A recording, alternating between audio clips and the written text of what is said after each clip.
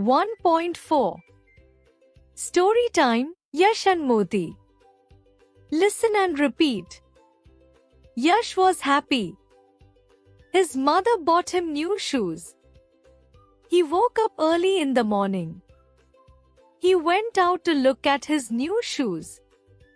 Oh no! He cried. There is only one shoe here. Where is my other shoe? He looked everywhere. He couldn't find it. He sat outside on a step and sobbed. Just then Moti came and started wagging his tail. He barked.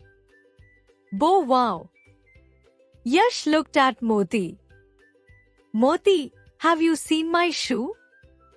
Bow wow! Moti barked and ran to a tree in the front yard. Yash followed Moti.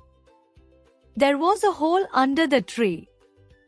Yash saw his shoe in the hole. A big, fat rat had carried it there. Yash picked it up. Thank God, he said. The rat has not nibbled my shoe. It is in good condition. Bow wow! Moti agreed. Thank you, Moti, said Yash. Look and say. Shoes. Morning.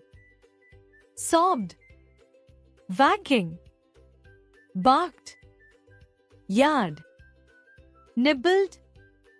Condition.